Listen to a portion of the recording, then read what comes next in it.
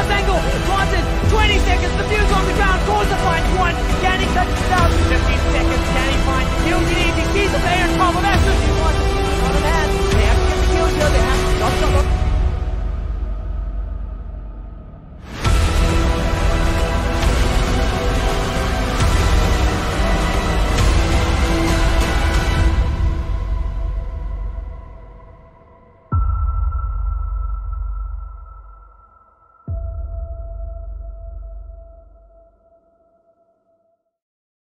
Hello, and welcome everyone to another game in the SSA Super Series. I'm joined as always by my friend, my man, Alpha Simp. How are you doing, my friend? I'm doing great today, Kanye. How are you doing for the rest of the viewers here? I'm pretty good. It's pretty good. I just got load shedding. That was completely unexpected, but the lights are on. The generator kicking in, helping out. So hopefully this can be a good game without any interruptions. We've seen a few unfortunate games, but this should prove to be an absolute banger of a game. Well, we've got Levit8 against Xhail. We've seen big games coming out of Xhail so far during this tournament, and Levit8 are one of the favorites to take it all the way to the land. So this should be an absolute banger of a match for everyone that's watching tonight. Most definitely. We've seen Xhail face off against the Giants. They lost against Boolean yesterday, but that doesn't knock off their track record. 17 points in the groups over 7 games. I believe they're basically locked for playoffs. So this doesn't really matter to make it to playoffs. It only really matters for your seeding, for where you place on the groups. They're facing off against Levit8, who have played 5 games, 15 points. They've not dropped a single point. So Levit8 coming in very hot. Xhail equally, they are on fire. So let's take a look at both of these rosters quick before we head into the game. Well, on the side of Levit8, we've got you can't lie about it. These are kind of players that everyone in the scene knows and loves. You've got AML, Deception, Jameski, Saw, and Panna. They've all been in a bunch of different teams in the past, but they've all kind of come together and formed this team. Well, not formed this team, but some old players who've come and rejoined and formed this team now to make a seriously strong roster here. Yeah, it feels like every time there's a shakeup in the SSA pool of players, a new super team is formed, and this is looking to be one of them. I don't like that word. You don't? No, it never works. It never does. But, I can't help but call it that. These players are all so individually skilled. Yeah. You look at AML, and we can pull up his stats here. 2.8 KD over this tournament. 56 kills, 20 deaths. What the hell?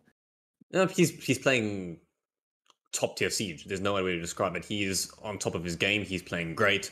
He's getting the kill. He's doing his job. He's getting his important kills. You can see it just in the KD stat.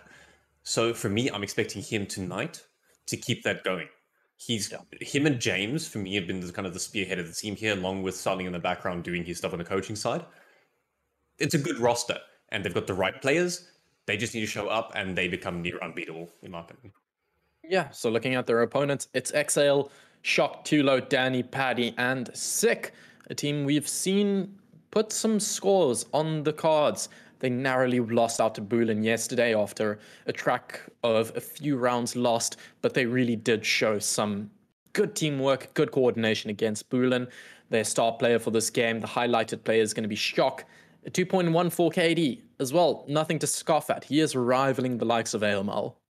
Oh, yeah. No, look, Xhail, yes, the players here aren't as well known. You've got Shock, who did play for a couple previous rosters, same with Danny and them.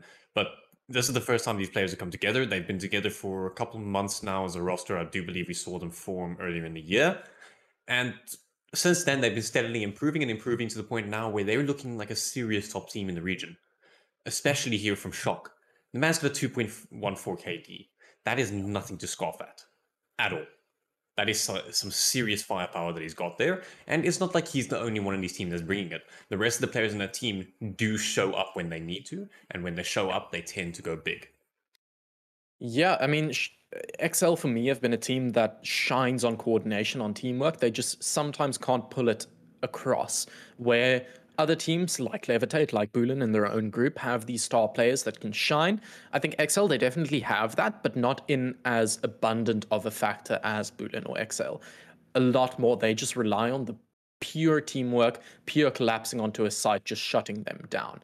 And yeah, I think sometimes in the community's eye, at least, that's kind of taken a second foot, because the flashy plays, the big brain plays, those are the Twitter highlights. You don't really see Xhail's plays make those highlight plays just because they're more textbook, if you want to put it that way. Yeah, Xhail plays a very textbook siege. You don't see them doing the one tap siege where they just try and get one taps off the spawn and try to do stuff like that. What you see from them is a very textbook siege of if a coach sat down and told you how you're going to do each round, that's what it looks like when they play. It reminds me a lot about old Empire when we first saw them show up on the scene. It's like watching a lot of that. They kind of do the same thing over and over again, but they do it as if it was written on a piece of paper. This is step by step what you're going to do, and they do it with perfect coordination and timing, which makes them so fearsome to play against. Yeah, so let's see whether that's going to be the type of playstyle they pull out. Looking at the social vote quick, Levit8 taking 52%. I would have imagined more. Xhail with a 48% share of the vote. How does that strike you? Well, to me, I think it's something of maybe the scene is starting to realize that Xhail is actually a properly powerful team. Yeah. Because you can't look at Levit8 and tell me you don't think that's a good roster. It's a very, very good roster. The players in there are very well known. There's a reason why they've been in the scene as long as they have, especially AML and James. Yeah. But on the other side, you get Xhail, who, yes, there are some players who've been in the scene almost just as long there, but they weren't really ever looked at as what they're being looked at now. And suddenly, I think the scene is starting to realize just how much potential that roster really has. Yeah, and I think we're ready to look at the ban phase. It seems the teams are ready to start that one out. We'll see which map we're going to be playing on in just a while. But, I just want to comment on the social vote thing. The really big indicator for me on the percentage share of these votes is not necessarily on it is about how many votes the underdogs are getting, but kind of the mentality of that. Because a lot of the time, the big heads, the influential people on, if you want to call it SSA Twitter, are the top dogs. Yeah. People like James, Sarli, you know the deal. What strikes me as strange is even though the SSA R6 Twitter is dominated by these people, the underdogs are getting votes, even though they don't have as big of a Twitter presence. That tells me that there is really confidence for these lower pack teams. Yeah, no, it definitely it shows that people are understanding what's happening in the scene. They're not just seeing their favorite team and clicking yes on that team. They're actually somewhat, involved and paying attention to what's going on. And I love the fact that people are actually doing that. They're actually looking at what's happening with these smaller teams and seeing how they grow and develop. Yeah. So let's take a look at the ban phase. What map would you ideally want to go to? I feel like I don't ask that enough. Yeah, I know the answer. Yeah, you know the answer. I'm not going to say it because I think the whole of chat knows this by now, and I don't want to curse it. I'm not going to say it. But even though I said that, I have a feeling that we're not going to be playing it tonight. But another map that I would be interested in seeing would be a bit of Border. Okay. Border. Purely because last time I saw Xhail play Border, there was some really good strategic plays coming out of them, and I want to see that again. Okay, so the first ban is Bank. Nothing too surprising. Bank is kind of a new map, but the second one on the docket, it's Chalet. Okay, Xhail, kind of strange ban for me from them. I think I believe I've seen Xhail play on Chalet previously. I mean, it might be completely mistaken, but it just seems like a map that completely suits them. I think they just did it because it's a bit of a map where it's a bit of a frag fest, and owing to its attacker sidedness. Yeah. So I think they said, okay, let's go more for our strategic and what we can do with our synergy and teamwork rather than trying to outfrag AML and James.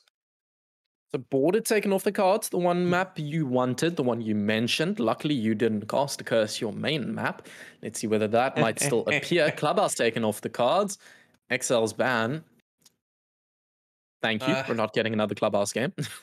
Yeah, I understand. I understand that ban is kind of, again, it's a map which it's a bit textbook fraggy. It's not, you can't really use coordination to make up for a lack of fragging potential there. Oregon being gone. Not quite sure why Levit8 would ban that one. That's one that strikes me that they would actually be pretty good on. Maybe they're trying to hide something. Cafe getting banned.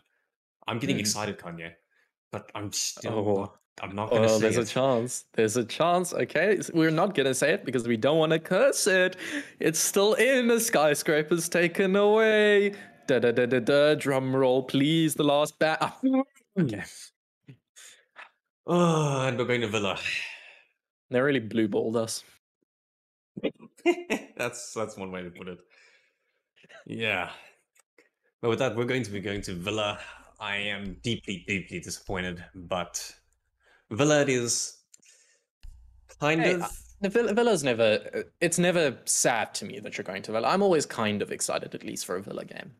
You've never been on the other side when you had to play against ATK on Villa. Oh no, I have. Well, okay. Who do we play? Oh no, we played against DNMK. I'm pretty sure. So fun story here for you. I played on a meme stack, and I think it was against DNMK. I really can't remember. On a comp team, kind of a meme team, but still we tried. And I finished the game with my Overwolf open. I got a 0.00 rating. That is an extremely low rating, Jock. I don't know how you. I have that never off. seen anyone get a 0.00 rating. You literally get like plus points on your rating for assists, for like a plant, for literally anything. I did not do a single thing that game. So effectively, all you were that game was dead KD weight. farming for them. Yes. Needless to say, we lost the game. Yeah, needless to say. But yeah, no, for me, Theme Park, I'm not quite sure why Xhail left it in the map pool. Because to me, if you look at it, that's a bit of a scary opponent to be going against on Theme Park, purely because of some of the former players in that roster being of the 80k line. That 80k, for the people that don't know, had a habit of 7-0ing other teams on Clubhouse. And I'm not Clubhouse, but I'm not talking small teams. I'm talking teams that were favorites to come into the grand finals with them. If my memory isn't befalling me, they 7-0'd Meraki twice, they 7-0'd Titan, and they 7-0'd the latter DNMK.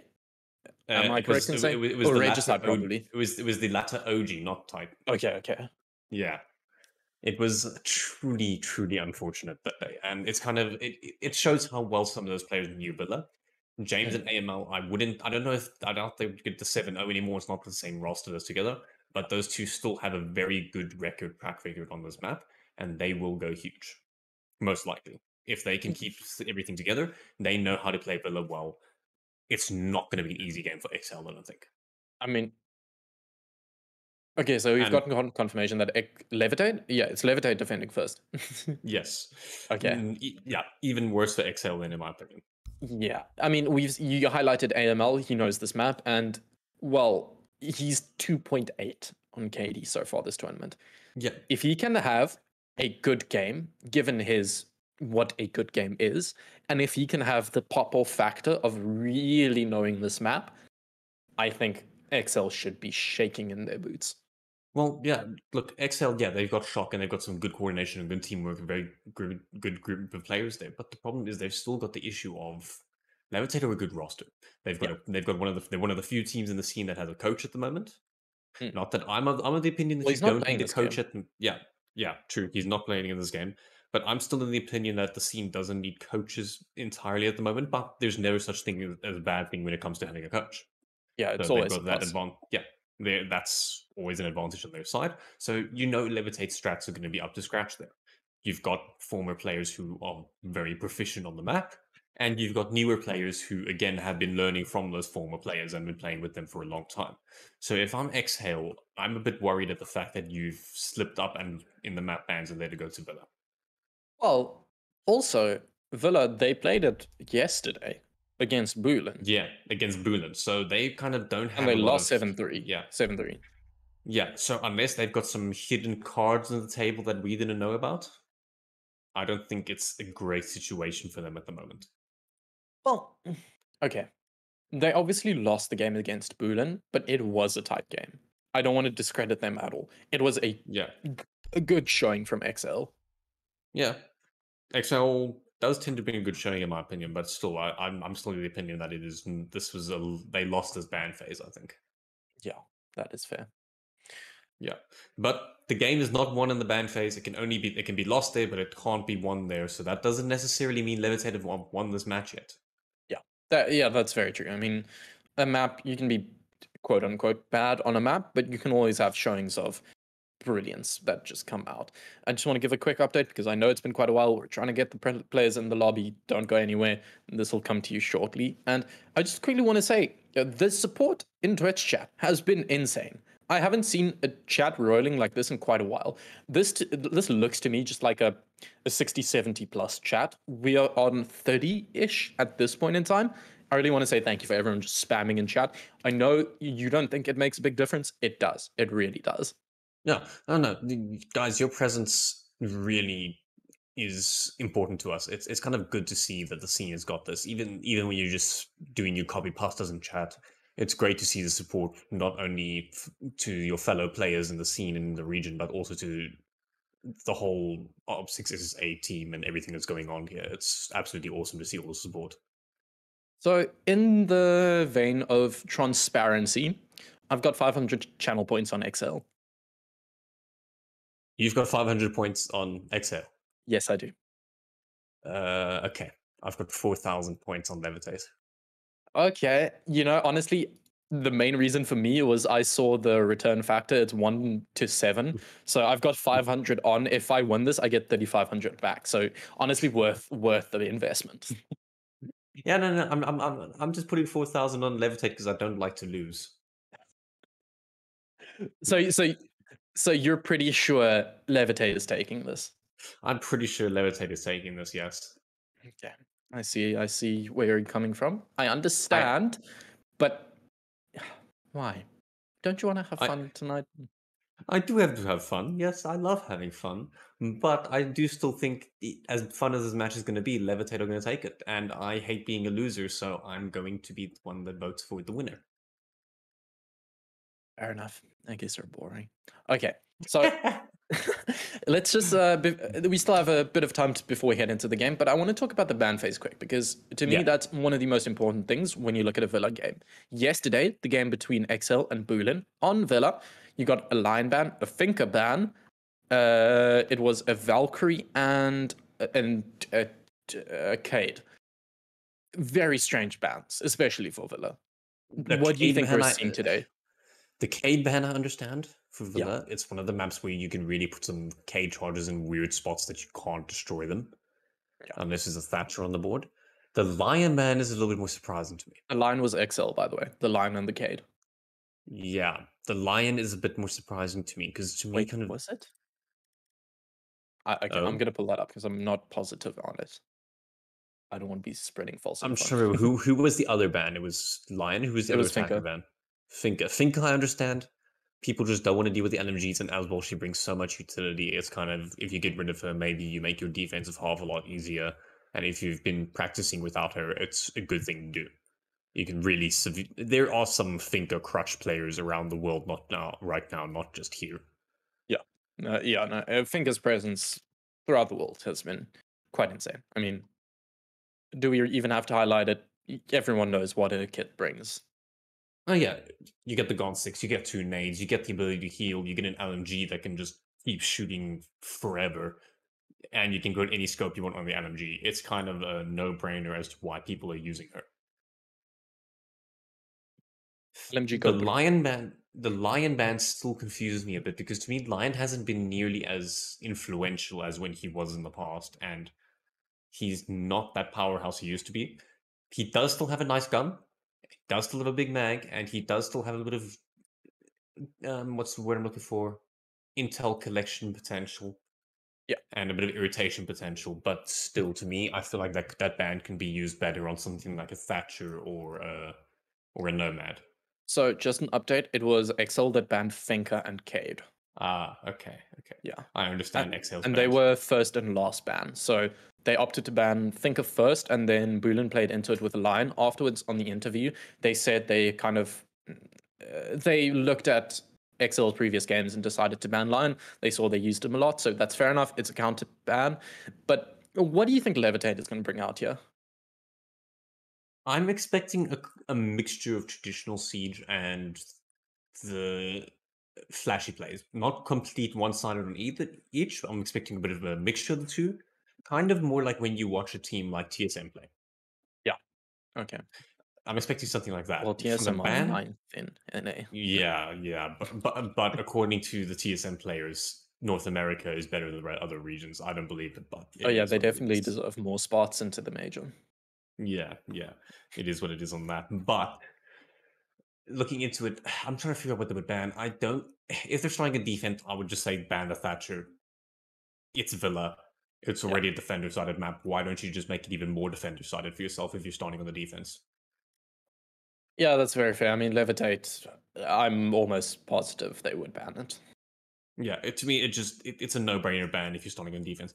Maybe a Hibana, but I don't think Hibana. A lot of players in the scene are using Hibana as influentially as we do see in the rest of the world.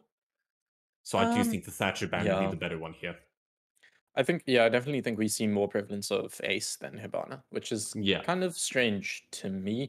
I'm a Hibana main myself, so I always advocate for it every chance I get, but I see the benefits and the downsides. I'm not going to contest that too hard. yeah. No, it's just a thing of obviously a lot of the players feel that Hibana doesn't really mesh with their play style here. They would rather be Yeah. playing the Ace. It suits their needs better, and fair Also, game I just can have nice completely relate skins to on that. Hibana. Oh yeah, Hibana's got some amazing skins. Amazing gun as well. Oh yeah, Type 89 just shreds. I mean, Eh, are you ever not going to pick an operator because they're they have a nice uniform? That's like 90% of what goes on in my brain when I'm picking an that's operator. me every time I play smoke, and then I realize I'm a terrible smoke player. What skins do you have? Flex on I've us. got I've got the extraction skin, Oh, nice. and then I've got Team Secrets shotgun, Oh, the and I've got shotgun. and I've got Black Ice for the SMG 11. Okay, kind of same. Black Ice SMG 11 legendary for the shotgun. I can't even remember what my uniform and headgear are, but we are just absolutely waffling at this point. Yeah, we're just Okay. waffling this. We're trying to get the players up in the lobby. They're taking their time. Yeah, I just want to apologize again to everyone. We are trying to get everyone into the lobby. There has been some delay. We don't know why it is, but we're trying to resolve it on the back end. So for the meantime, Ubisoft. Justin, I've told you, you can't be saying this. I will say it every day until they start to get their act together. Ah, that's fair It's enough. I it's can't even blame you. I have been screwed over them by them many, many times, and I would love to see them finally get their act together. But until that day comes, Ubisoft. Okay. Well, we've got some more players in the lobby. We're only short on 2. Fun fact, we were short on about 8 until 2 minutes ago. But they're here. Yeah, We should be getting into this game. very shortly, hopefully, maybe, possibly, Potentially. just waffling a bit more. Allegedly. Oh, so I want to talk about another match that unfortunately didn't happen the other day, which was meant to be the Nixa game against Ultra. Oh. And I want to talk about someone in that team there who said to me that they were planning to get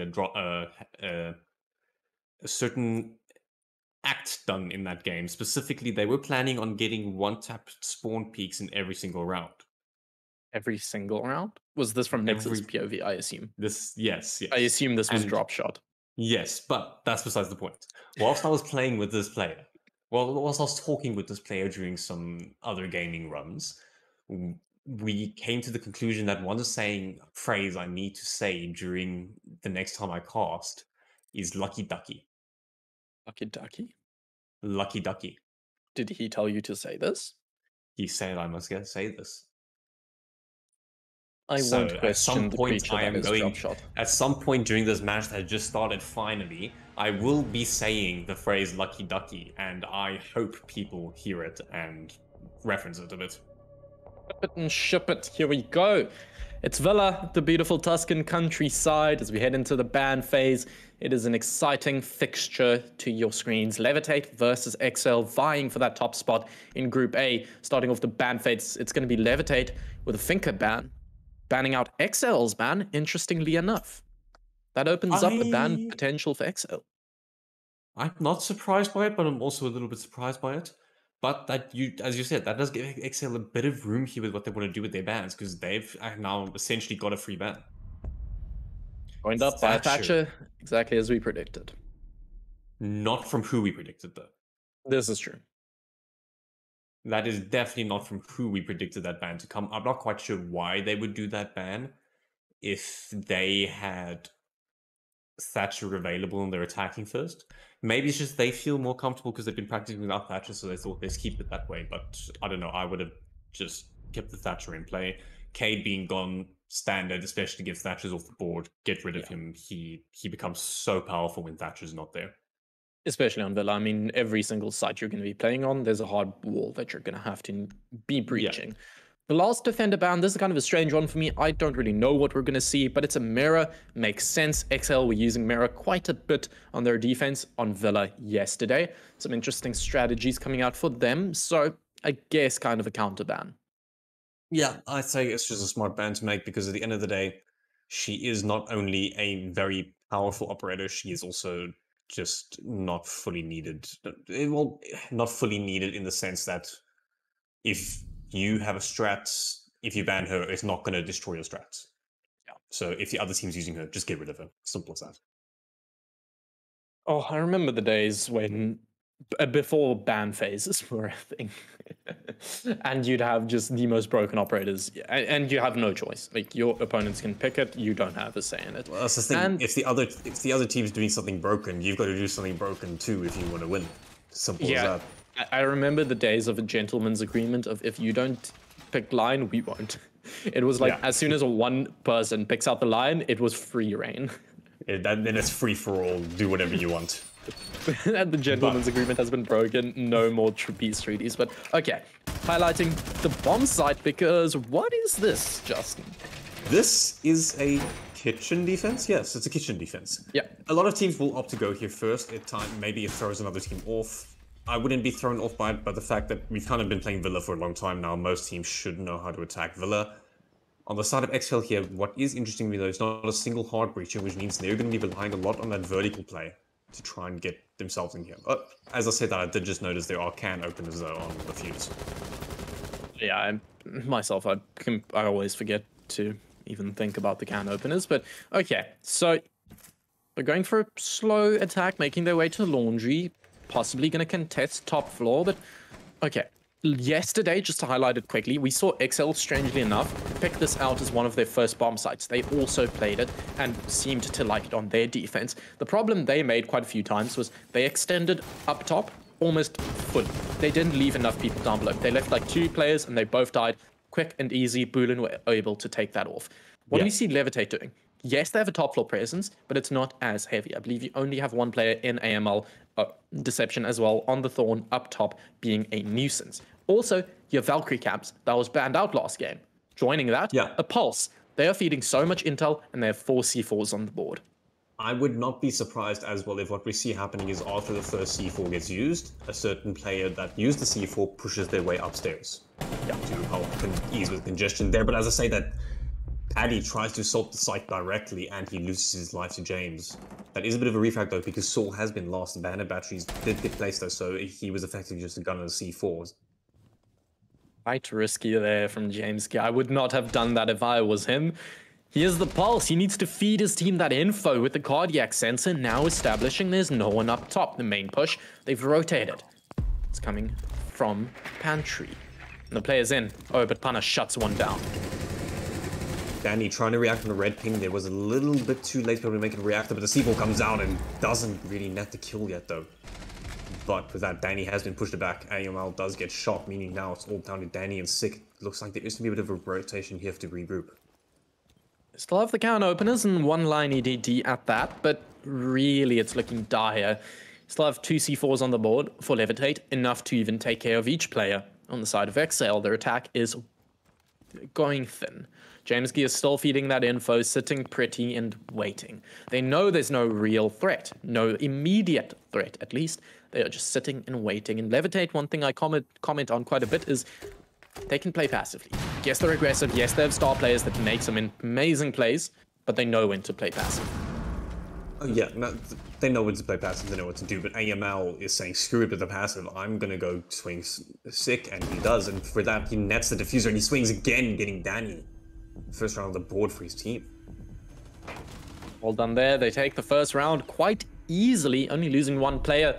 That's the start you want to see, especially over on your defense. Oh yeah, no, you want this map to be defender-sided. You want to get at least 4 rounds. If being my apologies, I had a yawn there. If being aggressive and swinging them is the way to do it, that's the way to do it. But I do think Xhail played that a bit terribly. I'm not quite sure why they didn't try the top 4 clear. Yes, there was a lot of C4s on the board, but all that does is change where you stand. Yeah, I mean, I don't know. I think at the very least, Xhail is a team that really needs time to get into a game. They don't really always come out swinging. I say that because we take a look at what happened yesterday against Boolean.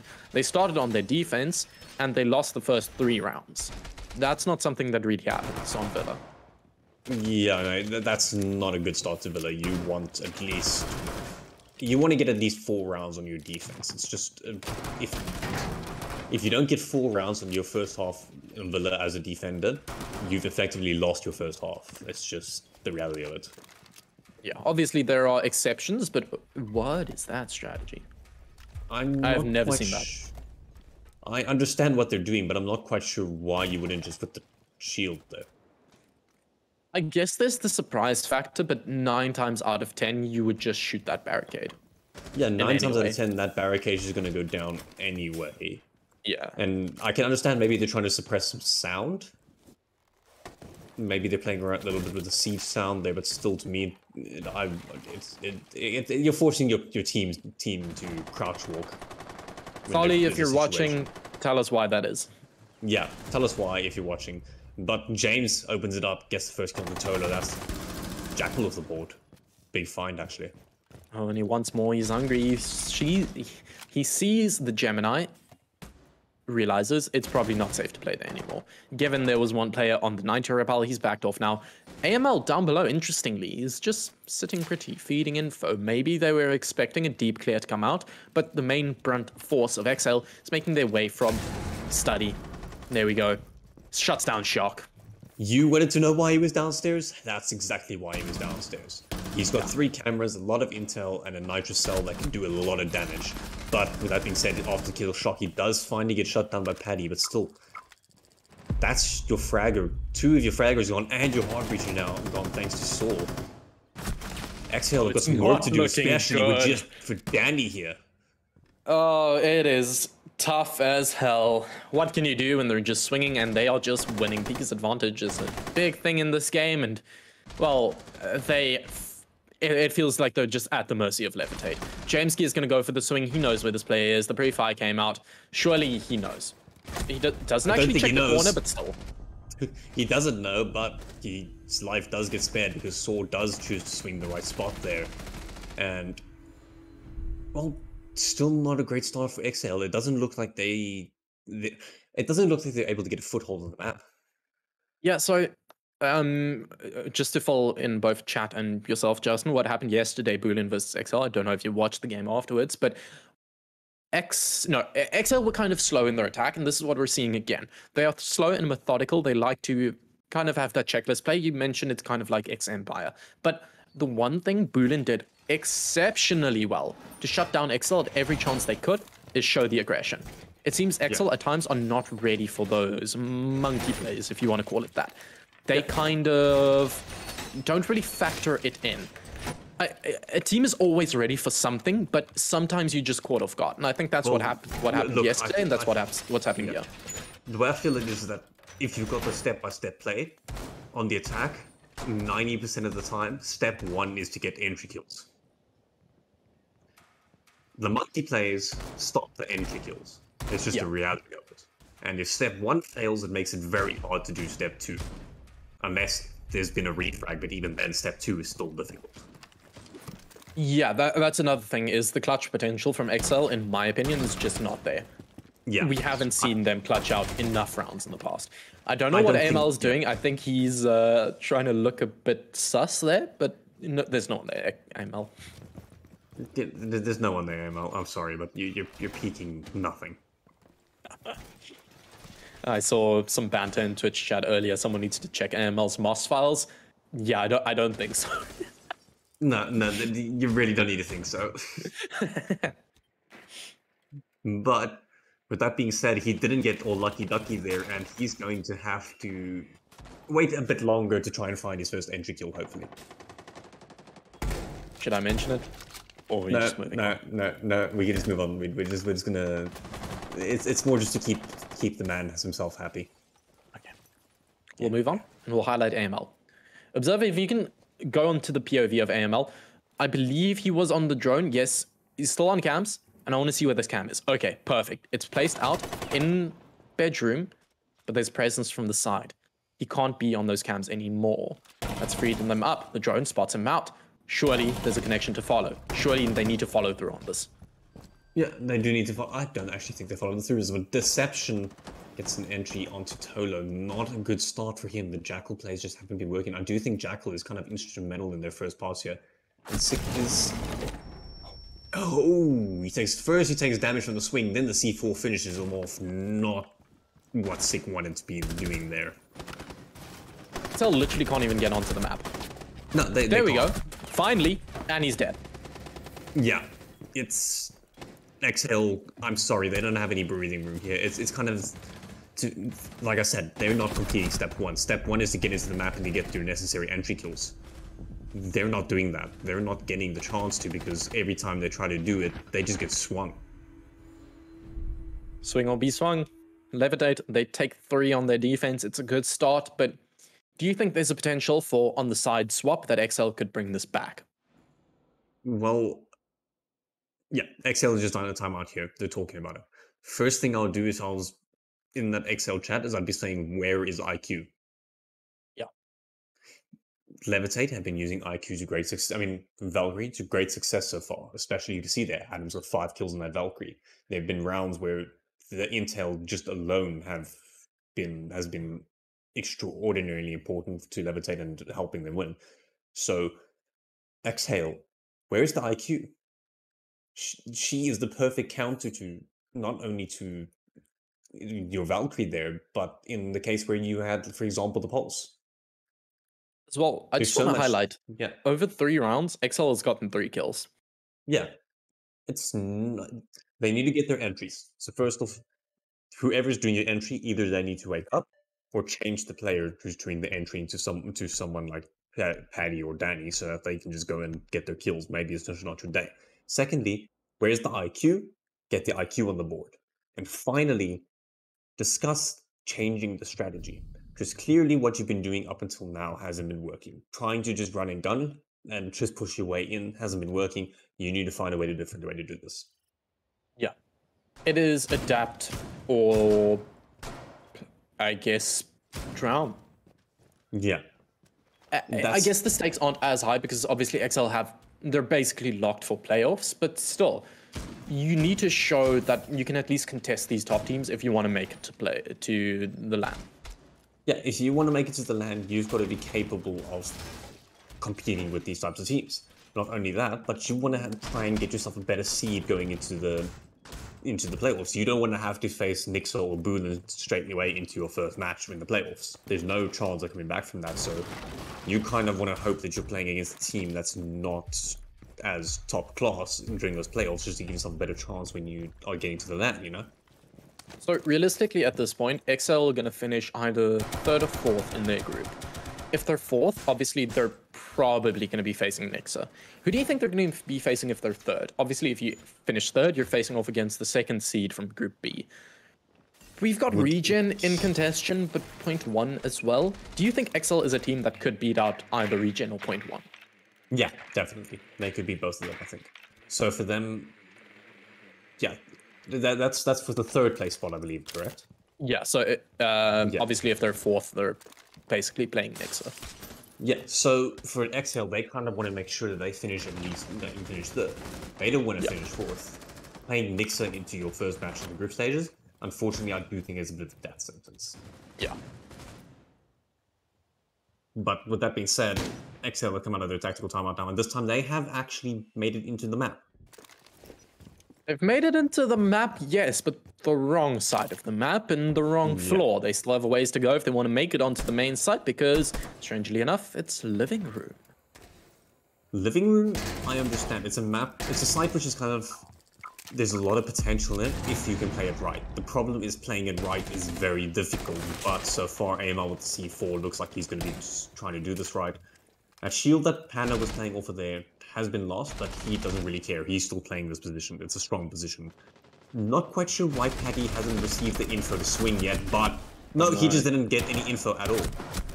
Oh, and he whips out the pistol, the BM to finish it off. Surely he goes for a second. He tries, but he can't. 2 players left for Xhail. Make that 1, make that Danny. What can he do? Almost nothing when his team has fallen by the wayside. He's rappelling onto the roof, and I believe there's going to be an impromptu tactical timeout. Who is Jackal? Was that Paddy? Yeah. Paddy. Okay, I don't know if I can blame Paddy with that, or if I can blame whoever was on drones, but the intel that came out there was not good enough. Yeah. It should have been clear as to the exact movements of Hannah in that room, and he should have been an easy pre-fire. I want to talk about this because earlier, if you think back to when I think it was AML and the Valkyrie was playing down below in Laundry, you saw the gridlock drone him out, try and challenge him, but it was kind of just saber rattling. He didn't really do anything. Yeah. I feel Xhail's droning has kind of been lacking. I think it's a bit more than kind of been lacking, because good drone work should give you pre-fires where you can't really lose. Well, it's not just droning; it's following up on the droning. Yeah, it's following up on your drone. When I say droning, I don't just mean the person taking the drone through the thing and giving callouts. I mean everything to do with the droning, acting off of the intel, how you time the intel, how you call it to the player. Somewhere in one of those, if not all of those little sub-stages of the droning, Xhail is lacking, and it is showing with tremendously. This time they got into the map, but again, they couldn't do anything with it. Yeah. I mean, yeah, it just feels like they're being shut down at every point. Observe if you can pull up the kill feed. I believe there are 4 kills. Yep, 4 kills on 4 rounds. Hey, 1 round. Maybe they can pump it up to 2 this time. It's starting to look bad. I don't know what to say about it, because Levit8, they've gone to all 4 of their potential sites and won all of them. At this rate, they're going to take a 6.5 and Xhail. Sure, there's a comeback potential on your defense, but really 6 in a row, that is a tough task. Yeah, well, look, the way I see it is Villa's a defender-sided map, but this is not defender-sidedness we're seeing. This is outclassed, is what we're seeing here. Yeah. So, but this is not the Xhail we're used to seeing either. So I'm not quite sure what's going on there, but if they want to have any hope of getting themselves at least the 2 rounds that they need, a minimum here for Villa, they're going to have to put in some work. Yeah, it's really, the onus is on Xhail. It's Levit8's game to lose, and it's Xhail's game to win. They really need to bring something out here if they want to show us and have a chance and make a name, because at this point they are being stomped on. I don't say that lightly. They are being stomped on. They're being stomped on. Look, I was expecting a tough game for them, and it's showing it's a tough game. Sick, though, is moving in here, and he's moving quite quickly with that drone, though, so maybe they've had a quick discussion about it, and they've maybe sorted it out, because he is moving quite quickly behind this drone there, and the intel nearly gets AML killed, and it does. Finally, the entry that Xhail were looking for. Maybe that's exactly what they need. So this is now where Xhail needs to step it up. They found the opening pick, whether that be to luck, to droning, I'm not going to comment on it. But this is where they need to shine. This is where they need to follow through. They've already lost another shock to fall, but this is the 1 round where they've got an advantage. Surely you do something with it. Tula to fall, there's an answer back from Sick, though. Left in a 3v3, still 2 minutes left. This is about the earliest they've gotten map presence. Yeah. I don't know if it's Sick, only Sick that's woken up, or if Xhail have got their act together now, but this is looking a little bit better of a situation for them. James is on low HP, though, as well, and pulse gunfights don't tend to end with you being on full HP, so James, not a good situation for him, but as I said, that Sick gets shut down, so it's going to be down to Paddy and to Danny now. We haven't seen a very great games out of them so far yet, so we're going to have to see what they can pull out here. Tries to find one, he does, he connects. There's a second. He does follow in the camera, he does get the kill. As he just slaps around, punches him in, though. It's James. Low health, but oh, shuts him down, Xhail. Let's go. There we go. I love the fact that just as we spoke about how Xhail needs to improve in the drone work, I saw Sick following that drone so closely that AML didn't have time to move after he shot the drone. Yeah. It was a good act. I'm not quite sure if the rest of it was due to drone work or if it was just but clearly getting that entry kill was exactly what Xhail needed, because they looked a lot better that round. Yes, it was a little bit down to gunfights and less about strategic siege. Doesn't really matter. It won them around. Repeat it now. Yeah, you said that a 4-2 half for a defensive team is ideal. If Xhail can get at least 2 rounds, if they can win this round, there's a chance. Yeah. 2 rounds is kind of, if you're against a good team, 2 rounds in attack is acceptable, I'd say. Yeah. It's not the greatest situation, but it's not a bad situation either. It's kind of what you'd be expecting to get onto Villa. But right now, Xhail has got 1 chance to try and get themselves to that point, because otherwise they're going to have very little room for error when they're on their defensive side. Yeah, it comes back to what I said last time. It's Xhail's game to win. They need to show us that they deserve to win this, because that last round was good, but you still have ±4 rounds that speak against that. And I really don't want to toss them away, because this is a team that has shown brilliance. I want them to perform. Transparency, again, I put 500 channel points on these guys. I want them to win. But let it be known that he only put 500. I only had like 800. And I'm not going to go. Let it be known he bet like 70% of his channel points on Xhail. There we go. That's a positive way to spin it. I lost it all yesterday, so. Oh no. On Xhail. Yeah, but looking into this round now, again, we've got Xhail taking the early map territory here, but it does look like they're stalled out a little bit. They're kind of sitting and waiting as the drones are coming through, but they're droning the wrong floor. Yeah. Oh. Saw with the opener. Shock to fall. A player that's not been finding success in this game. 2 and 6. Well, another death to add to his tally. Almost 7 under. Danny with the drone work. It's coming out, but again, it just feels like there's no follow-up, no real aggression. Drones are one thing, yes, but what is Saw to fear? Right now, it feels to me like the players of Xhail are lost and don't know how to do this. Yeah. Tolo gets gunned down, but Danny does get the refrag onto Jameski, but still, to me, it feels kind of... The players of Xhail, I do think this is because they entered on the bottom floor. I do think as a result of doing that, they have kind of made it they're not 100% sure how they want to attack this anymore. So the word I used yesterday was flailing, and there's a chance here Saw does not get droned out. They might have known that Jameski was below and wouldn't have expected another, but here we go. Droned out, shot out, done damage, yes, but nothing to find. Too low to fall. What happens now? Flashed out, pressed in. What happens now is Saw's wasting a lot of time. He's killed already 1 drone. I think he just killed a 2nd drone there as well. He's wasting a lot of Danny's time, which means that Paddy and Sick are kind of going to have to salt the site on their own, and they are. Sick does get killed, but Panna does find 1. AML getting the kill into Paddy as well. Now it's all just down to Danny here, and he's still completely preoccupied by Saw. It feels like they kind of half-assed both. They tried to invest 1 player on the clear down below and 2 up top. I guess it works out when you do the math, 2 against 2 and 1 against 1, but ideally you want to force the initiative. In my eyes, what you do a lot of the times that can work out is when you know there's a player down below, you just say, screw it, okay? We know it's down below, that means he can't be of use on the site. But Danny is just going to wait it out. Levit8 ending 5 and 1 on the half. It's a rough patch for Xhail. Yeah. One thing that, to me, I feel like this is the danger of when a team doesn't try to play traditional Siege. There's a lot of variable that, sorry, not variables, a lot of good things that you can get out of not playing your traditional Siege, like, for example, trying to do attacks from the bottom floor and yada yada. But the problem is that, I think we saw it there with Xhail, when it doesn't go the way you were expecting, teams become lost as to what they need to do next. Yeah.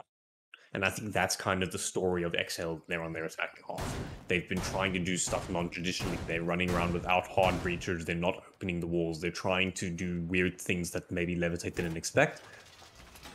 And every time, except for 1 round, every time they stalled out, be it because of drone work and maybe be it because they couldn't find the kills they needed or get the territory they needed, but they've stalled out as a result of it. And it's frankly, it's just unfortunately one of the dangers of not playing traditional Siege. Yeah, is this where they turn it around, though? Because as a defensive team, you can kind of force the issue onto the attackers. As a defensive team, you establish the way of play. You set the bomb site up the way you want to, and you play around it. It's the attackers' onus to react to the defenders. But how are Levit8 reacting? James is on the glass and Panna's on the sense. This might end very quickly. I'm very interested in seeing the strat that comes out here. I have a feeling I know what's going on. It's kind of very similar to back in the day where you used to run glass and then 8 smokes. Oh, the good old days. The good old days. But yes, because I was the glass main getting fed the kills. Yes, and one thing that's very noticeable about Glass now for a lot of people that maybe haven't really been involved in Seed recently, he's now a 3-speed, and he has a bearing 9. I forgot about that. This man is just pumping out a bearing 9.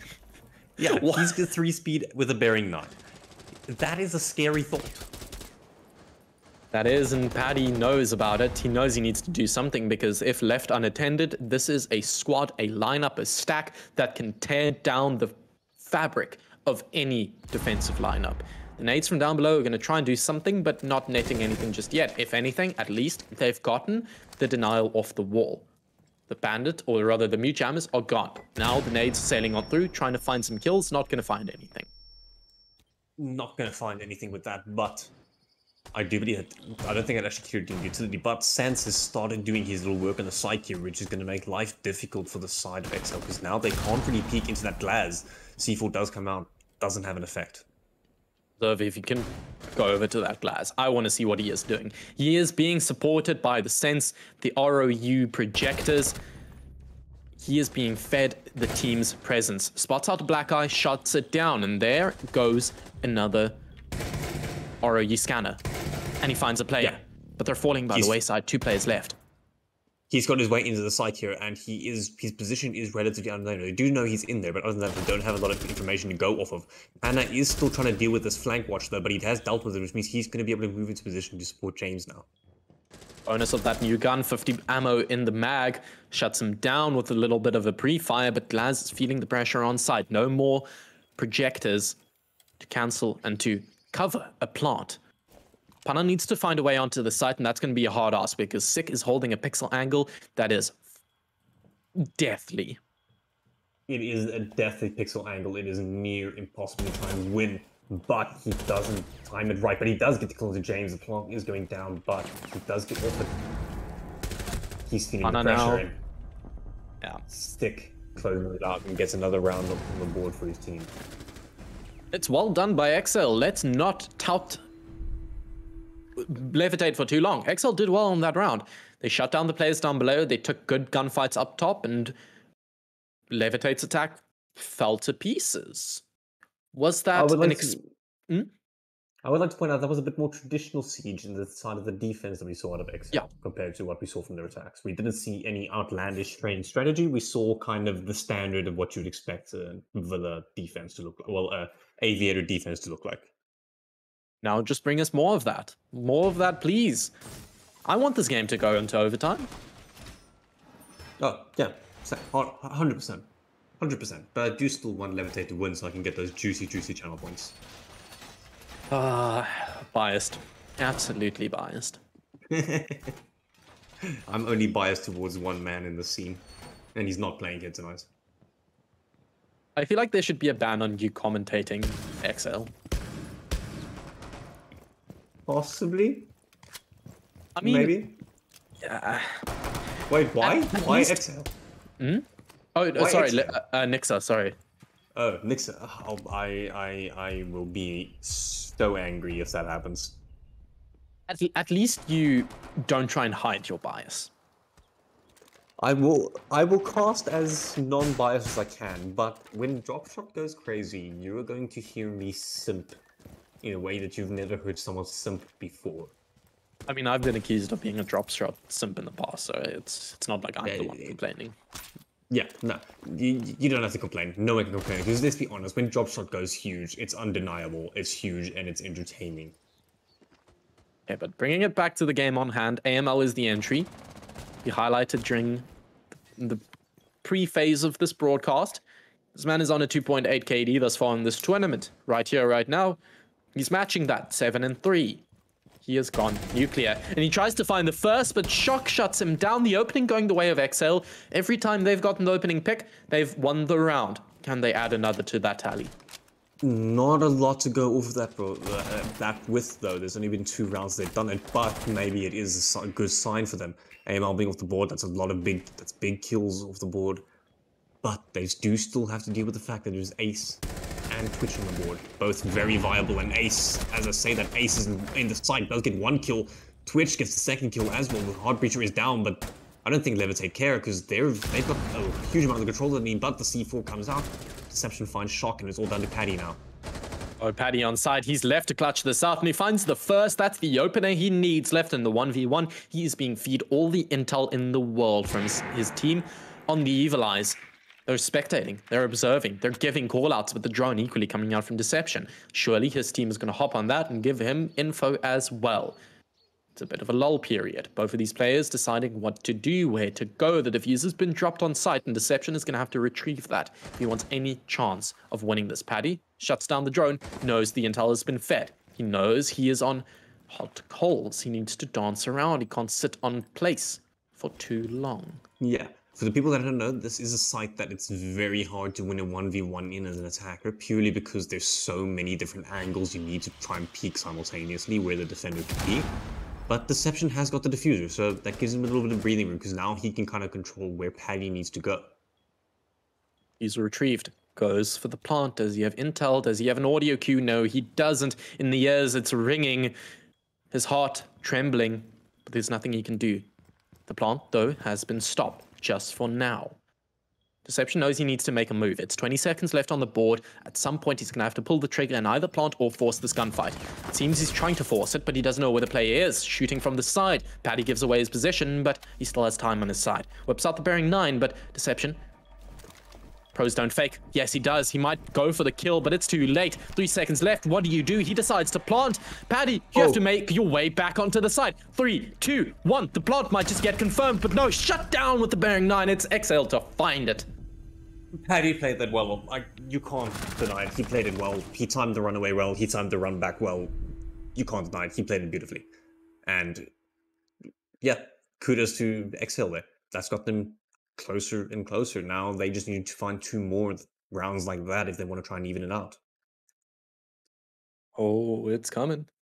He's a coming. He's a coming. 3 rounds, 2 in a row now. 2 away from equaling it out. They're on the defense. Things are looking up for Xhail. Good point. It is looking up. But it's just a question for me. It's more a question of when are Levit8 going to figure out their attacks. But credit where credit's due, Xhail have been playing their defensive half so far with these first 2 rounds much better. And I do think a huge part of it is the fact that they're playing traditional Siege. They're not trying to do something that... They're not trying to reinvent the game. They're not trying to do something unpredictable. They're playing the way that you'd expect Siege to be played. This, though, is going to be their biggest challenge, their biggest thing to knock off, because this is their 3rd site in their rotation. I always say this, but I feel like I always have to. If you don't know how siege rotations work, once you've won a bomb site, can't go back there for 2 more rounds. That means their other 2 bomb sites, given that they've won 2 in a row, are locked. They are forced to go to kitchen down below. But yesterday, when they played against Boolean, this was one of their first pick bomb sites. So at least for Xhail, it seems they are flexible. They are confident in all of their bomb sites and all the areas to play on this map. Is that what's going to happen, though? Because Levit8 are coming in hot. Yeah, well, look, this is a site where a lot of teams will tend to falter, but the problem for Xhail is that they can't afford to falter here. Faltering here will put Levit8 onto match point. So, and really, Xhail, that's not what they want. Maybe they don't need to get... Because to be honest, they need all the points they can get, not necessarily to get out of group stages, but to get themselves a better seed so they don't have to face off against Nixa in playoffs. Scary Shadow Man, the boogeyman of Nixa, is looming on them. If they lose this game, they are definitely susceptible to 2K showing them up. Actually, no. I think they're basically locked for third because I'm looking at the group stage now. 2K is the only team that can realistically contest them, but contest they do. Paddy to 4, the player that clutched it out last time, he's sent to the Shadow Realm. They're already putting pressure onto the side. I would like to point out, though, that that was only... What's her name again? It's not Thorn. What's the name again? Thunderbird. Thunderbird. So her utility's been put down. It is literally only... Oh, as I say, that Shock gets a kill, gets an important down there. But with Thunderbird being gone, that's just the gun gone. The utils on the board is doing its job. But with that being said, AML's off the board, James is off the board. That's the big fraggers with Levit8 gone. They do still have Saw and Pana they can rely on, though. And as I say, that Pana does find Danny to even out the numbers. It's all kind of looking like what happens when you reach the end of a stick of butter. They're spread thin. Shock, surely he heard the rappel. Surely he knows there's a drone. No, he doesn't. Through the wall, through the barricade, shuts him down but not out. There he goes into the Shadow Realm, joining Paddy and Danny. But Tulo and Sick left now to do something. Yeah, not as spread thin as they were, but still. Yeah, as you said, Tulo and Sick left to do something here. Tulo still looking to find his first kill of the match. He's going to have to pull something out here if he wants to bring this back. He does still have all the smoke canisters in hand, I believe. Yeah, no, sorry, he's only got 2 of them left, but that's still plenty of time that he can waste with the 2. Got the shotgun, SMG9, SMG11, my apologies, that he can use. Sick, on the other hand, has had a couple influential rounds so far during the game, so maybe this is exactly what they need. One smoke canister comes out, 20 seconds left, Levit8 are going to have to make a move here. I don't think Saw is pushing from that avenue. That barricade breaking was purely to bait them and to make them scared. The smoke canisters go out and they're trying to deny the plant, but they can't do anything. 2 players down. Saw left to crawl the back. The diffuser hasn't even been planted. Shuts him down with a shotgun. Xhail are mounting the comeback for the ages. This is looking great for Xhail. One more round, they've evened it out. Levit8, it's still not looking good. I think maybe they started their trash talk a little early. What am I saying? No, never mind. I was just talking about the trash talk that we've been seeing in chat, but clearly you haven't been reading it. No, I've been reading chat, but I haven't seen too much. They've been kind of behaved. They've been behaved, but we've seen a bit of the trash talk there, and I think maybe it started a little bit too early. But with that being said, that is the first cycle gone. Maybe we can see Levit8 played a bit differently now that they actually know what to expect out of the Xhail team. Just doing some quick math.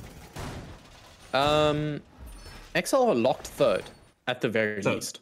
They're locked third at the very least, so there's actually nothing to gain or to lose. There's nothing to lose. There's something to gain, there's nothing to lose. And to gain would be second place. Yes. Ah. So, no. The way I'm calculating this, there is no team. So, Boolean are on top of them. Levit8 can potentially knock them down. That puts them on third. Both 2K and V-Drop, their only competition, physically cannot get enough points to knock them down to fourth. But equally, I'm looking at the points distribution from Boolean, Xhail, and Levit8. If Levit8 takes this, that's a massive W because they then still have, what, 2 more games to play.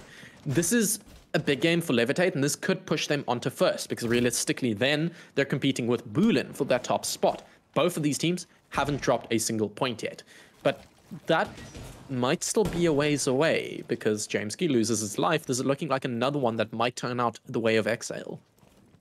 Yeah, that is completely true. And the problem is now with Jameski losing his life there, that's another entry kill for Xhail. That's going to boost their confidence. It's not going to boost Levit8's confidence. Especially with Jameski being gone, who's meant to be one of the spearheads of the team there. Count your chickens before they hatch. Paddy down below might still be a thorn in the side. Saw's droned it out, but he didn't actually drone library. He's very vulnerable down there.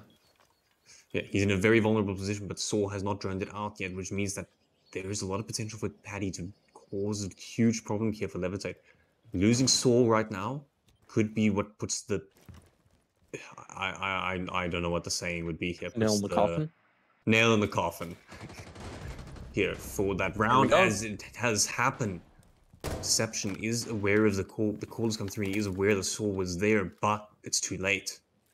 That's what's switched on your top. Going unpunished, and I don't know why.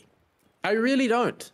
Levit8 seemed so secure, so braggadocious and ready for the first half of this game. And they were stomping on Xhail, but now they can't even find trades. Xhail are finding picks that have gone unanswered. The mute jammer still on the wall. The Salmas in a desperate attempt thrown onto the wall, and they will detonate at one point, yes, but it's not even vaultable.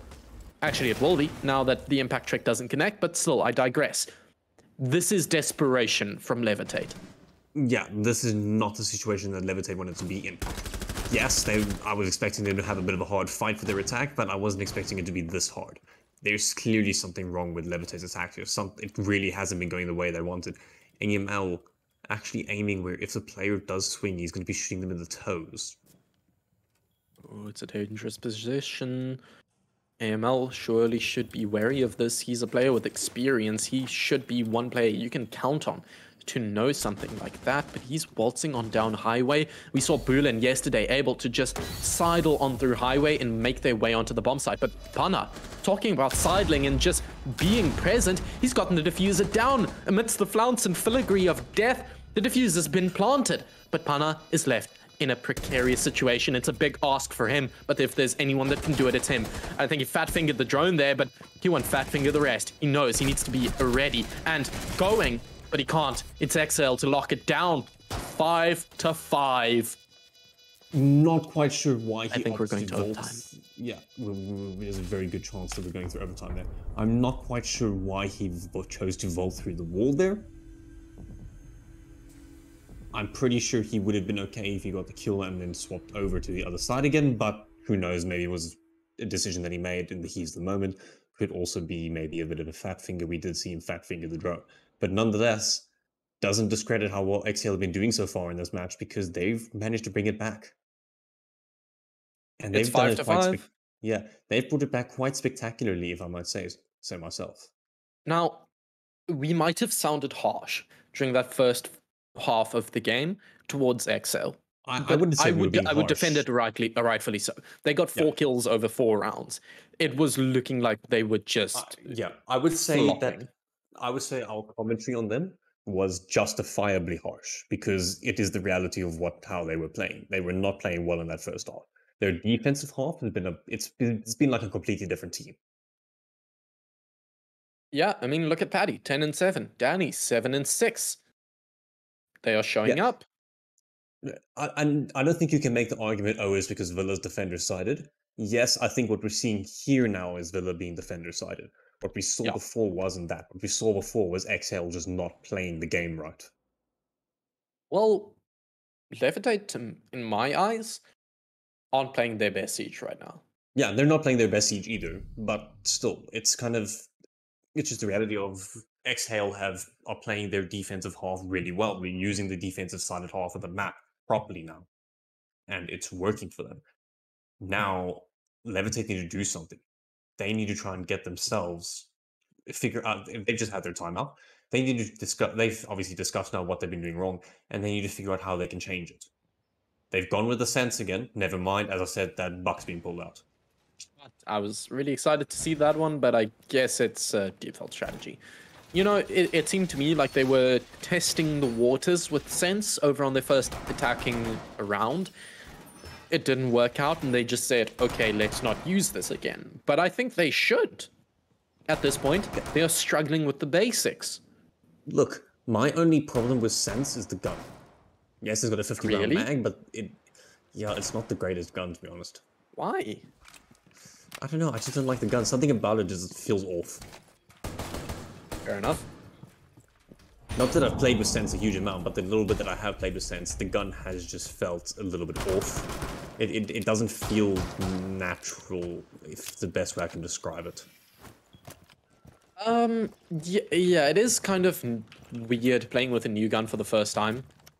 You know, it always is. We don't get too many of those nowadays. But I mean, why not take the secondary option, the 417? Yeah, there's always a point to be made for that. The ability to 2-shot or 3-shot most operators is kind of relevant, especially as for the soft destruction ability that comes with it. If you want to open up a nice line of sight for yourself, especially if you're doing flank watch, And as well, there is still the reality of his utility is very strong, but Buck coming out, that gives a lot of vertical play, especially if you're going to do vertical play upwards. This is a site where you can do a lot of that, especially for the post plant. You can actually just buck the floor open from below and just watch the diffuser from below and not have to risk being swung. Correct me if I'm wrong in saying this, give me your opinion, please, but I feel Levit8 have been kind of slow in their attacks thus far. Yeah, it has been a lot slower, I'd say, than what you'd expect, but again, I think that's a bit more just of a traditional siege thing. In the past, we were used to seeing attacks happening in the last 20 seconds. Yes, it isn't really the 20-second meta anymore, but still, attacks don't happen in the first minute for a reason. Slower attacks do a lot of the time ensure that you don't end up being the first entry death. As I say that, AML did actually get the entry kill necessary onto Danny. Ooh. Paddy has gotten some big opening picks for his team thus far, and he has the most amount of kills for his team thus far. I don't think he's been droned, and if he's left in this position, he could do some serious damage. That being said, though, I think he's been droned out now. But Jamesky so opts to back on off, go upstairs. Yeah. Again, this is the beauty of a slower attack. It's a lot harder to get caught out by a player like Paddy who's playing in a weird position, but Deception's actually slowly crouched his way up the stairs, and it's fully unknown that to the players of Xhail that he's here. He has the ability to actually spearhead this execute, and he starts it off by killing the Valkyrie in the back. Suddenly all the players of Levit8 on Xhail are going to be panicking as Levit8 sets their execution into effect. Saw gets another kill. Paddy does find Deception though. Oh, Tolo shut down. Paddy shut down. Sick. What can you do, my friend? Left in 1v4. Make that a 1v3. Make that a 1v2. What is happening? This is looking possible. Jamesky and Saw, their hearts are pounding in their chest because this is their round to lose. I can promise you the stress factor is a thing. But for a player like Jamesky, a seasoned veteran, oh, that's not even an issue. Pops him down. He didn't care. Forces match point. That's a match point for Levit8. A lot more. That was a much better round at Levit8. They took it slow. They did their drone work properly. They didn't get caught out by flanking Paddy sitting in a weird spot that they didn't expect. They got their entry kill. It looked like a much better round out of them. A lot more what you'd expect to see out of Levit8. And yes, Xhail did do it a bit well. I do think Xhail's big mistake that round was not having any intel on what was happening in Astra. But other than that, it was still a somewhat close round, much closer round of Xhail than what we've seen in their attacking half. So this is still a much better Xhail we're seeing. Don't count them out just because Levit8 now got themselves into match point. There's still a big chance here for overtime. Oh, most definitely. I mean, it's literally one round for Xhail, and they force it. I don't want to sound negating of Xhail's performance, but literally, like, a lucky pick can force you to overtime at this point. Oh, yeah. All it takes is maybe a lucky spawn peak or maybe just a lucky pre-fire or something like that, and suddenly you got overtime and only points that you really need. So it's imperative that Xhail just keeps it together now and doesn't do anything stupid. But they have been playing their defensive half smart, especially Paddy. We saw there he hasn't been taking unnecessary risks. The moment he gets droned out, he moves himself back into safety. But when he doesn't get droned out, that's when he really has had the effects this game. So then it's on to Levit8 to shut them down. They're on the attacking side. They are the team that needs to force the issue and make something happen. All to play for them, really. Because they are trying to take off that top spot from Boolean. If they want any chance at doing that, they need to win here right now. Because that would put them perfectly on par with Boolean. 6 games, 18 points if they win this during regulation. If they go to overtime, the max amount of points they can get is 2. Now that 1 point difference might not seem like the biggest of issues. You might think, oh, that's water under the bridge for them. No, it's not. That 1 point could determine whether they finish first or fourth and face off against the 4th or 3rd seed over on Group B. So really, they need to step up and focus right here, right now, because sure, they might still win it in overtime, but they want to win it during regulation. Yeah, they want to win it in regulation, but with that being said, not great for Panna. He has been down, but he will still be able to get picked up and saved, so not a huge loss there. They will also be able to recover the diffuser, so C4 only partly did its job there. Did slow down Levit8 though. They only have half the time left, and they still haven't got most of the map control they need. These Kapkan EDDs, entry denial devices, have been vicious. They found a lot of damage onto Saw, and then the C4 from down below. Oh my, they aren't even seeing the attacking players of Levit8. They are just shutting them down with explosives. Jamesky taking damage, finally a player spotting one another, but it might just be Jamesky to answer back. Shoots the feet, but he can't connect. Yeah, well, look, you were talking about Kapkan. Kapkan, I feel like after his update, has become like Frost, where he's a very situational pick, but he had, during those situations that you pick him, he can have great effect. Danny, on the other hand, finds James with the Kapkan. Not quite the effect that they were wanting for the Kapkan, but the Kapkan nonetheless gets the job done. Paddy does finally fall to AML, so 20 seconds left. Levit8 are going to have to find a way into the site. Yeah, but look, you still have the top frag is on the board for Levit8. Pana, AML, and Saw, 11, 12, and 10 kills respectively. These are players that can show up and need to. With 15 seconds, they're trying to force the issue, force their way through the smoke canister. Can't do anything. The shotgun finds one, shuts the second down, flashed out, dashing, dipping, ducking, and diving. He doesn't even need to because the EDD shuts him down, and that is Xhail going to overtime. Boolen are happy as hell. But Kapkan kill, I was saying, it's like Frost, that it has this potential in the last 30 seconds to just absolutely screw teams over. It just did it right there. Oh no, oh no. Levit8 were 4-0 up at one point in this game. 5-2 even. Now it's 6-6. They can't be on their high horses anymore. They need to step it up now. They cannot be on their high horses anymore. They cannot be on their high horses anymore.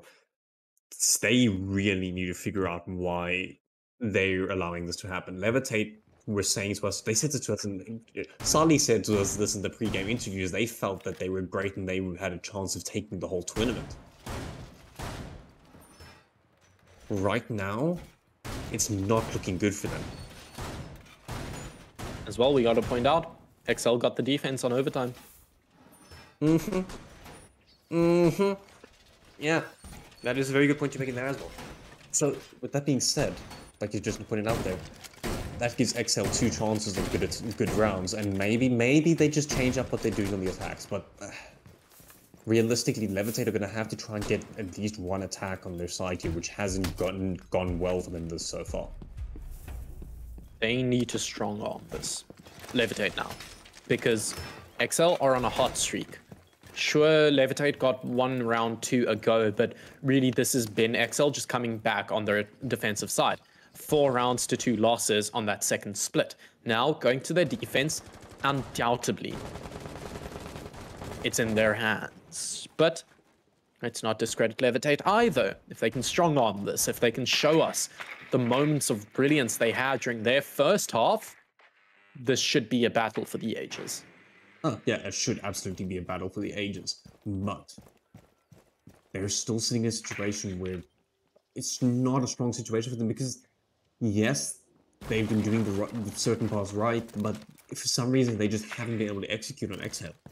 It's something with the last 20 seconds which Levit8 are just lacking in, apparently.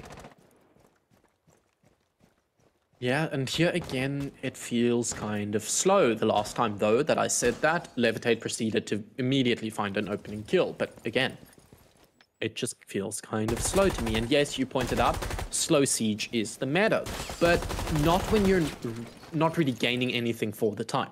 If you're investing time into something, you need to at least find some sort of pecuniary benefit, whether that be map presence or kills. Now they've gotten the map presence and they can start to force the issue onto site. That is what they need to do. Force the issue. Take the fight to Xhail. That, in my eye, at least, is how they were able to take 4 rounds in a row over on their first half. Force the issue. AML shuts down Paddy. The revenge is sweet.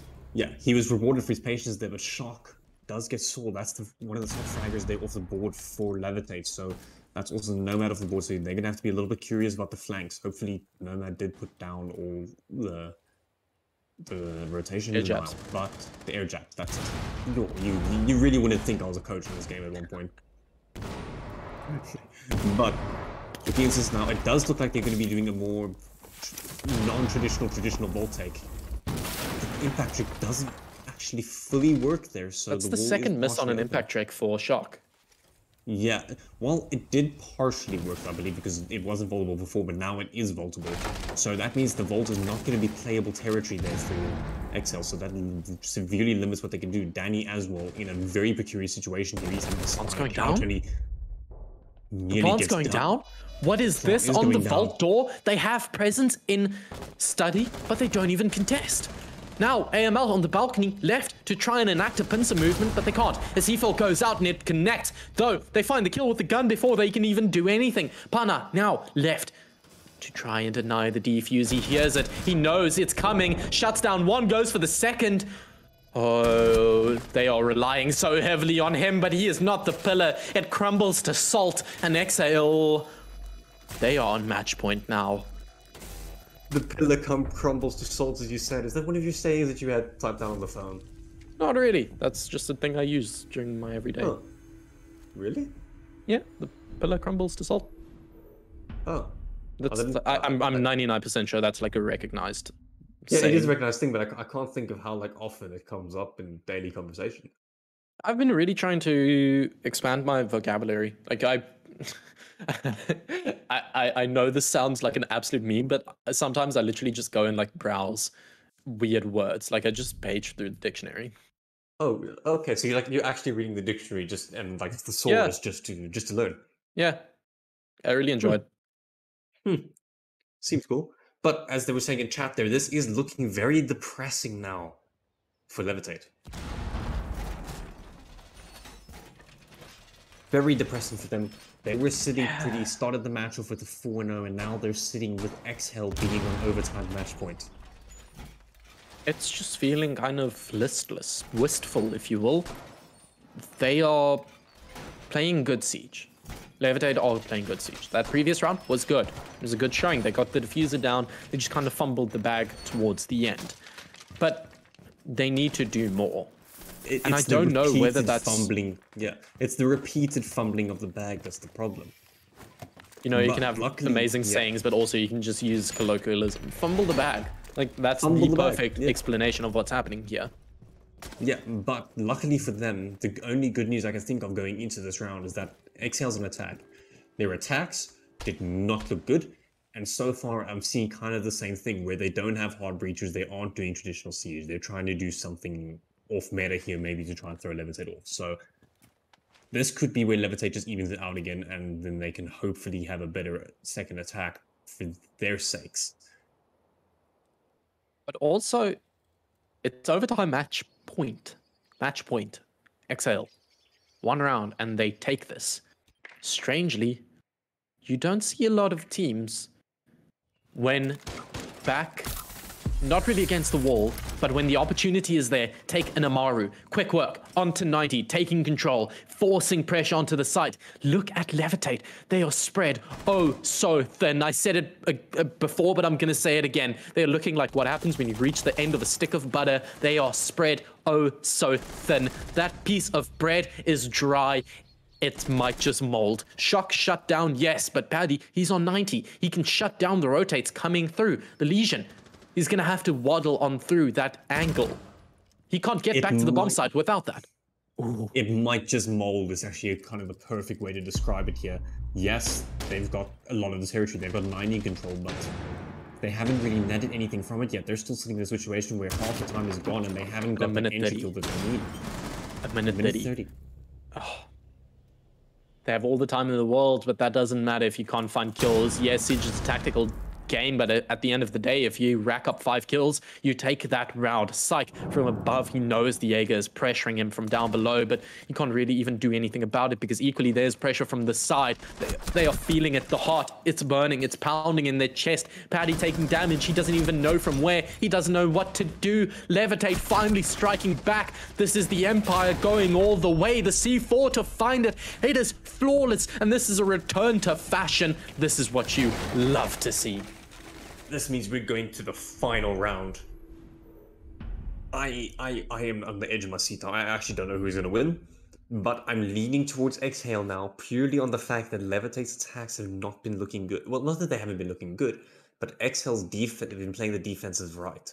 Levit8, be it in the collapse or the post plant, have been making mistakes, and it's been showing. But it really just all comes down to this. Yeah. It all comes down to, can Levit8 actually pull it all together? They've been doing the first part right, they've been doing the second part right, and the third part right, all in different rounds. Now they need to put it all together for this one final round. Xhail, you need to stay strong on that defense. We've seen strong defenses come out of them. They just need to do it right this time. They've gone to the kitchen. They've won the kitchen both times that they went here, and they did it quite convincingly. What I always say during an overtime match point, though, is it doesn't matter what you've done before. Yes, there were rounds that looked good, there were rounds that looked bad, but it really does not matter. It's balancing on a knife's edge right now, because one round is all that determines it. And we all know, everyone in chat right now can attest to what can happen in one round of Siege. You can find the luckiest of opening gunfights, and it can go your way, and the opponents have nothing to answer back. Equally, it can go so well that you just cannot be stopped. You don't know what's going to happen in this round. It truly all comes down to this. Within the next 2 minutes and 40 seconds, we will have a winner for this game and a potential topper for the group stages. Did Shock just throw his C4 out the window? He did. He did. Okay, one C4 gone then. 2 C4s left on the board to deal with the vertical play here. Sick is down in the basement, and he has actually been drowned out by James, so he's not going to really be able to do some weird flanking stuff that we've seen out of the likes of him and Paddy in the past. And they are really trying to pinch him here, but Sick does have support here from Paddy. Paddy's had influential plays on the flank here, but he gets shut down by James. Are they still aware that Sick is still hiding here in the corners? Oh, I don't think they know. From beyond the fog of war, obviously we can see it. As Sek finds one, now surely they know they need to collapse, but he's wasted time, and he might even waste some more. He is but cannon fodder. It doesn't matter if he dies, because he is denying time, and he's out down below. Surely at some point his grave will be locked, and indeed it is. It is dug 6 feet under. But, okay, recap. Let's reel it back. 3 players still left for Xhail. If they want a chance to win this, they need to bunker and hunker onto the site and hold onto it with a baby fist grip, because this is all to play for. A baby fist grip, that's a good way to put it. Well, actually, I don't think it's a good way to put it, because a baby's fist, it's really easy to steal things out of a baby's Have you hand. never felt a baby grip? That thing, you're not gonna get it loose. If a baby grabs onto your hair, you are feeling the pain. Okay, but you could say the same thing about a Yorkie when it like bites onto something, but Okay, yeah. let me put it this way. They need to bite like a pit bull. They cannot release. That's a good way to put it, yeah. So, AML, he's starting off with a little bit of drone work here using his Ionith Gemini. Did he really not see the Capcan? He did not see the Capcan originally, but the intel has come out now. Luckily, he did spot the Capcan there, so the intel is with there, and Danny has been forced out of that high-risk, high-reward situation, and he's still sitting pretty on the door, though. He's going to be dueling out with AML here as Pan and Saul try and make their way into the pantry. Oh no. Oh, they're behind the 8 ball. They need to do something as Shock. He is left in a position to try and claw it back. Tulo, what can you do? Not anything.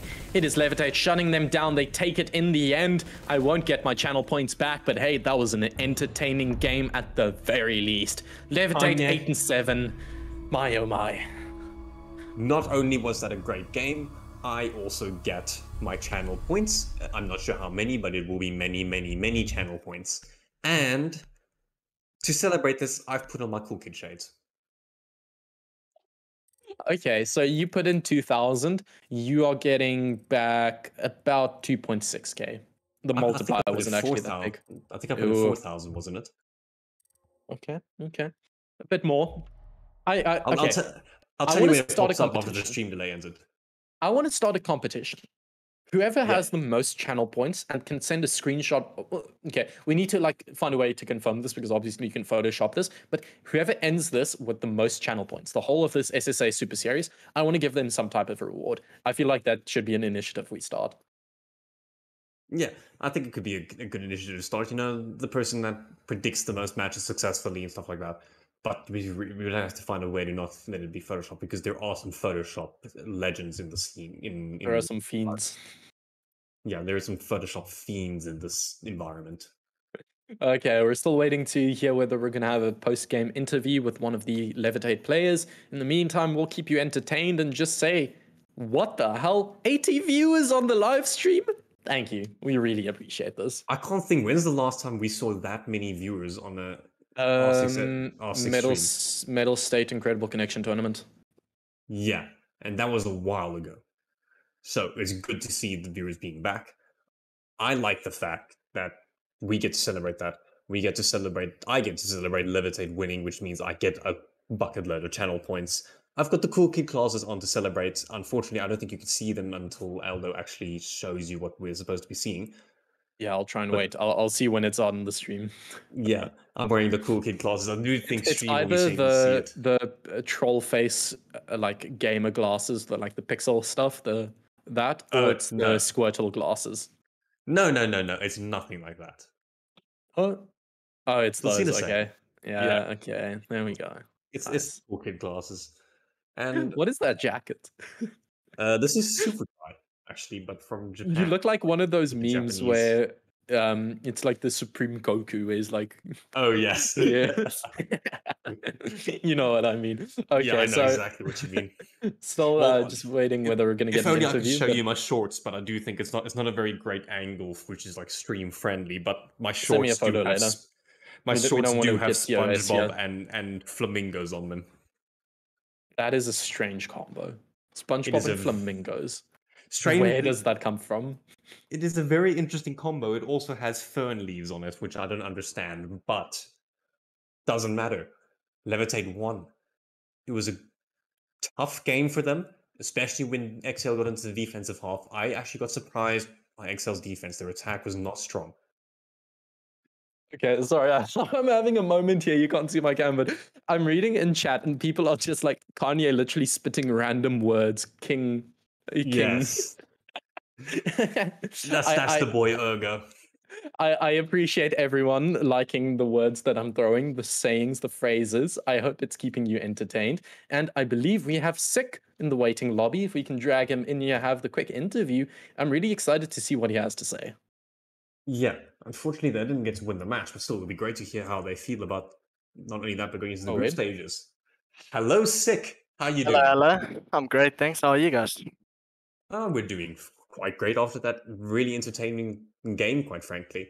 So, unfortunately, you didn't take the win there. But how do you feel after that tight-knit game, and how do you feel going into the group stages with your chances? Well, personally, it's kind of bleak, I can't lie. But I feel group stages, I feel like we did really well, and we kind of just wanted to get that win, secure maybe second place. But I feel we've still got a chance, or I think maybe we're already through. I'm not too sure, but yeah. So So let me just confirm to stream. You guys are locked with 17 points at third. Nothing can change that, no matter what happens during the rest of this game.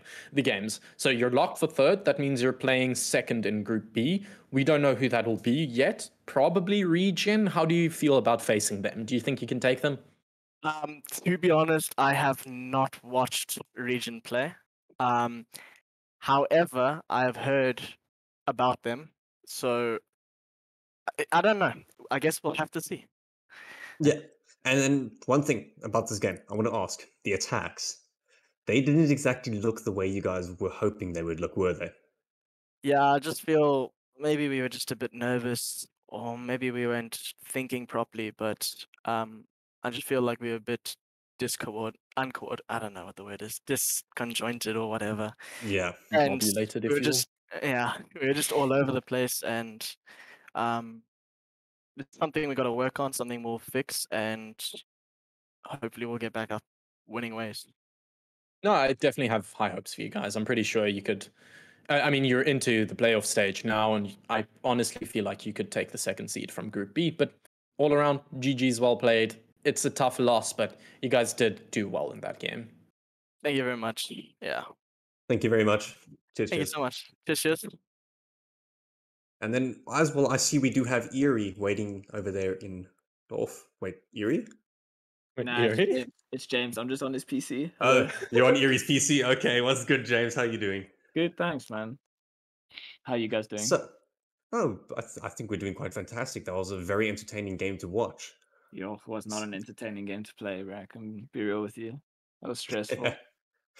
But how do you feel? You finally managed to close it out on the final round. How do you feel?